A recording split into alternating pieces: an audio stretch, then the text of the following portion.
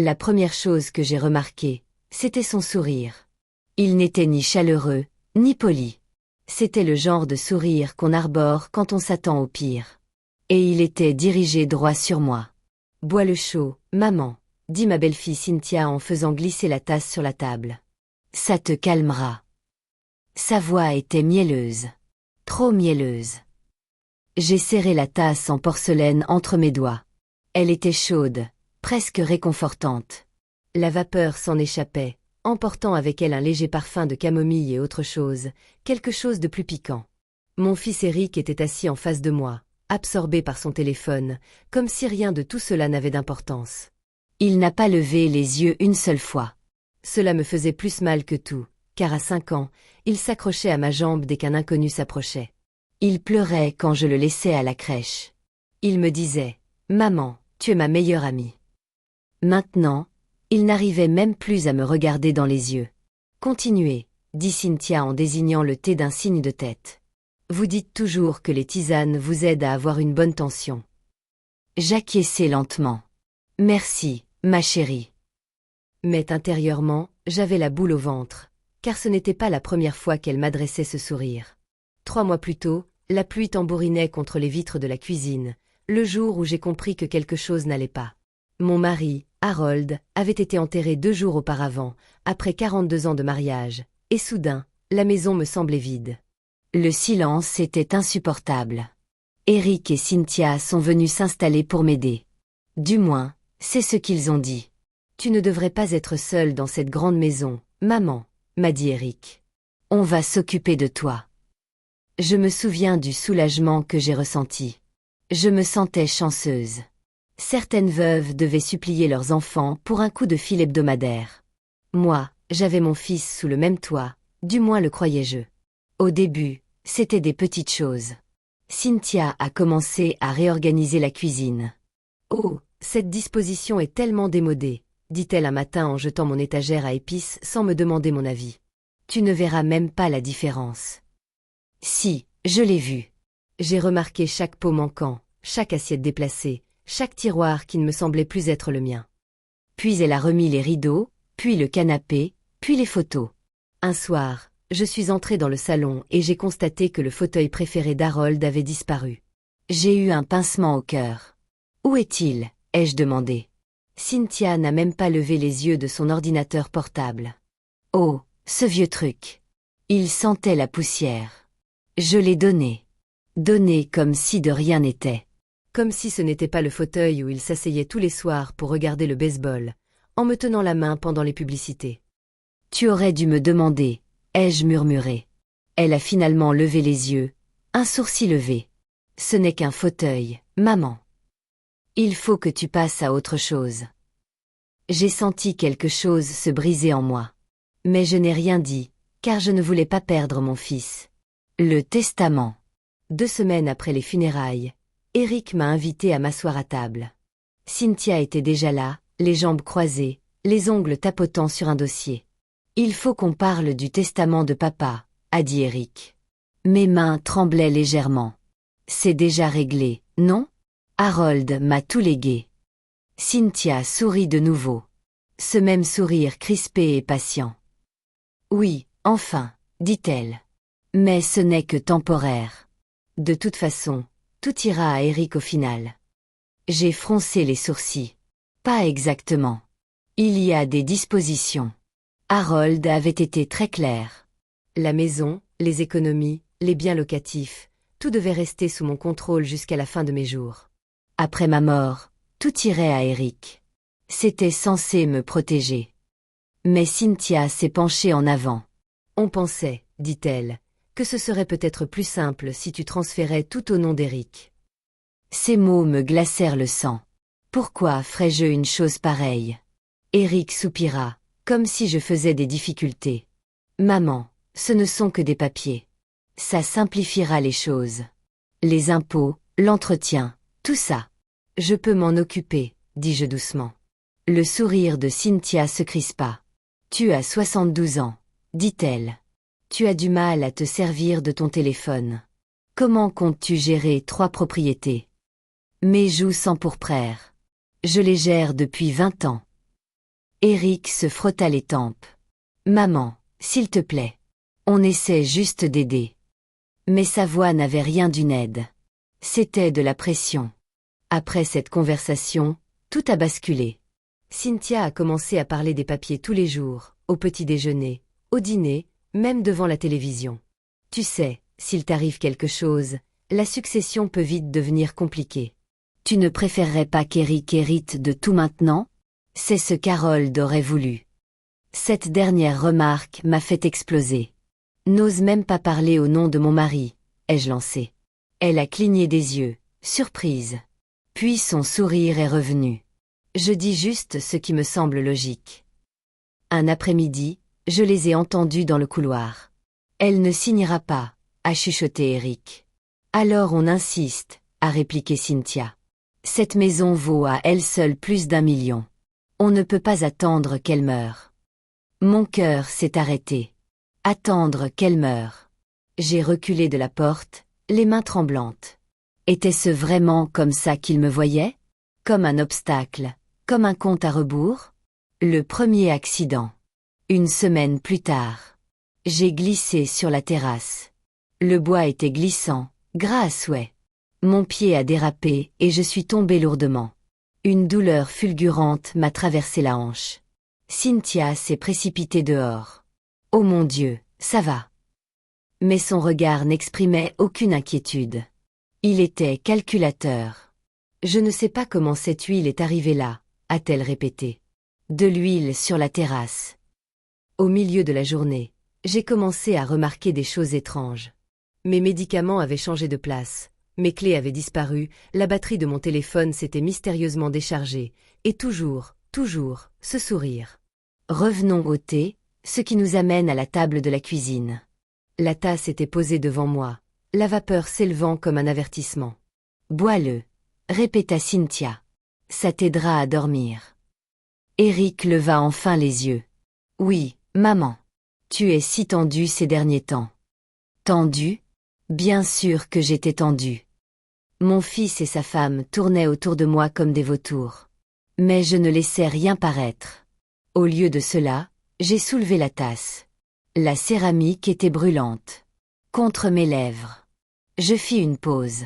Cynthia se pencha légèrement en avant, attendant, observant. Ses doigts tapotaient sur la table. Toc toc toc. Eric fixait à nouveau son téléphone, mais je voyais la tension dans sa mâchoire. Je pris une petite gorgée. Le thé avait un goût amer, pas du tout comme la camomille. Le sourire de Cynthia s'élargit. Bon, n'est-ce pas? J'avalai lentement. Oui, dis-je.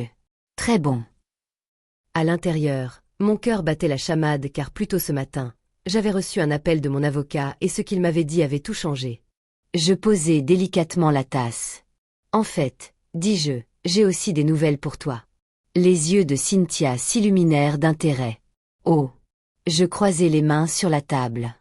Mon avocat vient cet après-midi. Il y a quelque chose qu'il veut lire. Eric fronça les sourcils. Lire quoi? Je croisai son regard. Le dernier addendum au testament d'Harold. Cynthia pâlit. Quel addendum? Demanda-t-elle. D'un geste sec. Je souris. Le même genre de sourire qu'elle m'adressait depuis des mois. Froid, patient, dans l'attente. Oh, dis-je doucement. Tu verras. Puis je pris la tasse et pris une autre longue gorgée de thé. La main de Cynthia se figea en l'air. Ses ongles planaient juste au-dessus de la table, comme des griffes qui avaient soudainement oublié comment frapper. Tu l'as bu? Murmura-t-elle. J'inclinai la tête. Bien sûr. Tu l'as fait pour moi, n'est-ce pas? Ses lèvres s'entr'ouvrirent, mais aucun mot ne sortit. Eric leva enfin les yeux de son téléphone. Que se passe-t-il? Demanda-t-il. Pourquoi agis-tu bizarrement? Cynthia ne lui répondit pas. Elle fixait la tasse comme si c'était une arme chargée qui venait de faire feu. Mon pouls était maintenant régulier, calme, presque paisible, car la peur qui me tenaillait la poitrine depuis des mois avait disparu, remplacée par autre chose, la maîtrise. L'appel téléphonique de ce matin-là, juste après le lever du soleil, mon téléphone sonna. J'ai failli ne pas répondre. Je dormais mal depuis la mort d'Harold. Le moindre bruit me faisait sursauter. Mais quand j'ai vu le nom sur l'écran, je me suis redressée. Monsieur Daniels, dis-je en m'éclaircissant la gorge. Madame Whittaker, répondit mon avocat. J'ai besoin que vous veniez, ou mieux encore, je viendrai à vous. Il y a quelque chose que vous devez savoir. Son ton était grave. Prudent. J'ai eu un nœud à l'estomac. Est-ce à propos du testament d'Harold? Oui, et de votre belle-fille. Ces mots m'ont glacé le sang. Qu'est-ce qu'elle a à dire? Il y a eu un silence. La semaine dernière, elle a contacté mon bureau. Elle a dit que vous aviez accepté de transférer tous vos biens à votre fils. Elle voulait que les documents soient préparés immédiatement. J'ai eu l'impression que la pièce tournait. Je n'ai jamais dit ça. Je sais, a-t-il répondu. C'est pourquoi j'ai fait des recherches et j'ai trouvé autre chose. Quoi? Harold a apporté une dernière modification au testament 2 mois avant son décès. Il m'a dit de ne pas la révéler, sauf en cas de pression exceptionnelle. Ma gorge s'est asséchée. Quel genre de modification? Il a parlé lentement. Si quelqu'un, y compris un membre de la famille, tente de vous contraindre, de vous manipuler ou de vous nuire pour un gain financier, la totalité de la succession ira à une fiducie, et non à votre fils. Je n'arrivais plus à respirer. Où est-ce que ça va? Ai-je murmuré. À une fondation pour un hôpital pour enfants. Jusqu'au dernier centime. Les larmes me sont montées aux yeux. C'était exactement le genre de choses qu'Harold disait. Il disait toujours ça. L'argent révélait le vrai visage des gens. L'épreuve. Alors, que fait-on? Demandai-je. On attend, dit monsieur Daniel. Et on observe. S'ils vont trop loin, la clause s'applique. Et comment le prouver? Nouveau silence. Parfois, dit-il, les gens le prouvent eux-mêmes. De retour dans la cuisine, le visage de Cynthia était pâle, presque gris. Tu n'aurais pas dû boire ça, dit-elle doucement. Eric fronça les sourcils. Qu'est-ce que ça veut dire? Elle lui lança un regard. Rien, mais sa voix tremblait. Je me suis adossée à ma chaise. C'est étrange, dis-je. C'est un peu amer. Eric regarda la tasse. C'est quoi comme thé? Cynthia déglutit. Juste une tisane. Je pris mon sac à main. Heureusement que j'en avais déjà, dis-je. Ils se raidirent tous les deux. Les yeux de Cynthia s'écarquillèrent. Quoi? Je sortis un petit flacon et le posai sur la table. De l'extrait de camomille, dis-je. Sur prescription du médecin. J'en prends depuis une semaine. Ses lèvres tremblèrent. Alors pourquoi as-tu bu? Le vôtre. Ai-je terminé? J'ai souri de nouveau. Parce que je voulais voir votre visage à ce moment-là. La sonnette. La sonnette a retenti sèchement. Clairement. Cynthia a tressailli comme si elle avait reçu une gifle. Ce doit être monsieur Daniels, ai-je dit en me levant lentement de ma chaise. Eric semblait perplexe. Pourquoi votre avocat vient-il ici? Vous verrez. Monsieur Daniels est entré avec une mallette en cuir et un sourire poli. Bonjour, a-t-il dit. Cynthia a essayé de se reprendre. Voulez-vous du thé? A-t-elle demandé d'une voix faible. Non, merci, a-t-il répondu. Il a posé la mallette sur la table à manger et l'a ouverte. À l'intérieur se trouvait une épaisse enveloppe.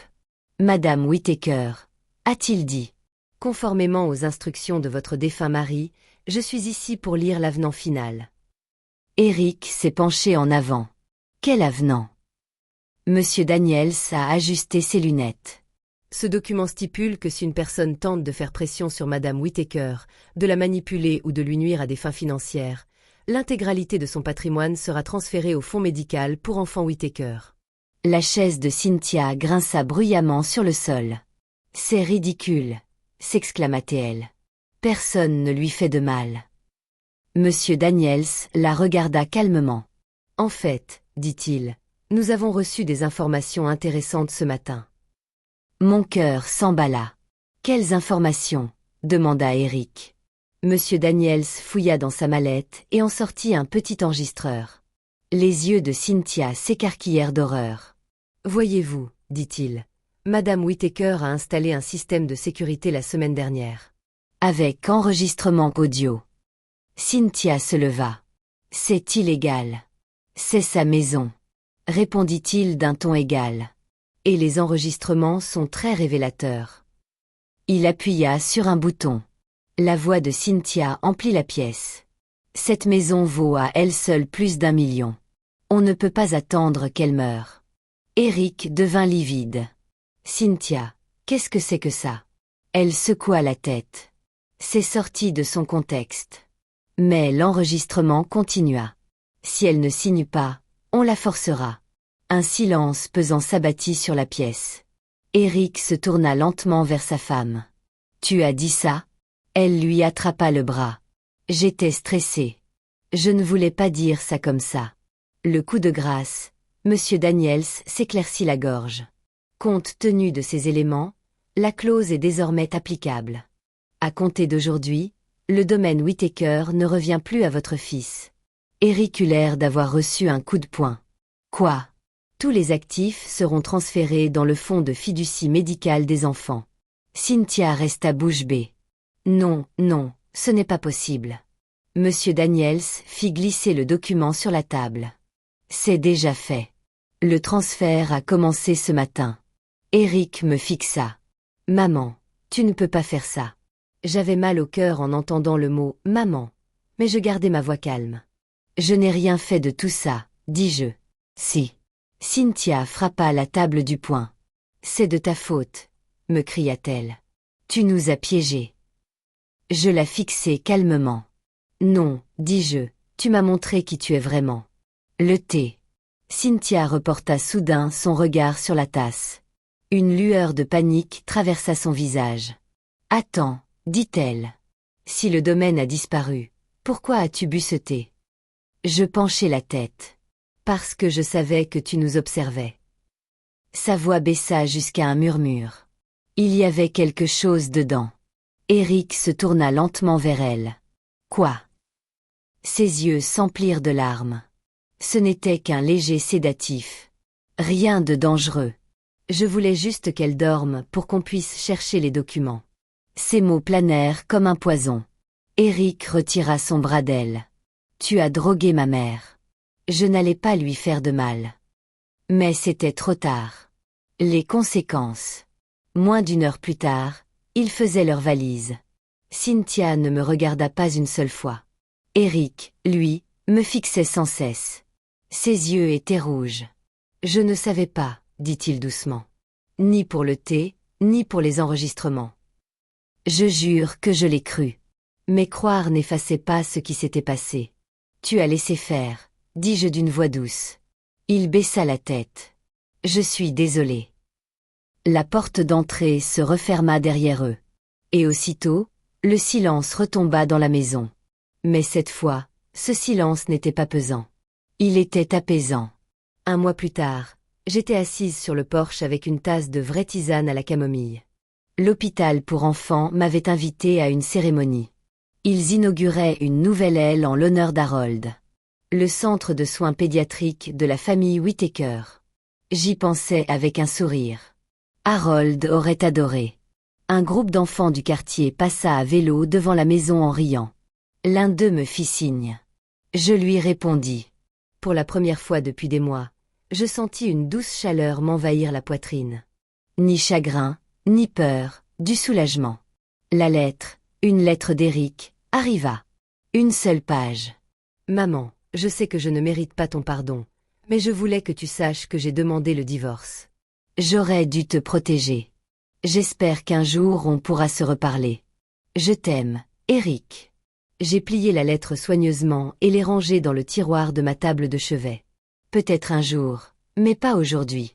Dernière scène de cette soirée, je me suis préparé une tasse de thé. Une vapeur douce et parfumée s'échappait de la tasse. J'ai pris une lente gorgée. Parfait. Aucune amertume, aucune peur, juste la paix. Et, assis dans le vieux fauteuil d'Harold, oui, j'avais racheté le même modèle. Je me suis permis un petit sourire satisfait. Car parfois, la plus douce des vengeances n'est pas de voir souffrir quelqu'un. C'est de le voir réaliser qu'il a tout perdu et de savoir qu'on est enfin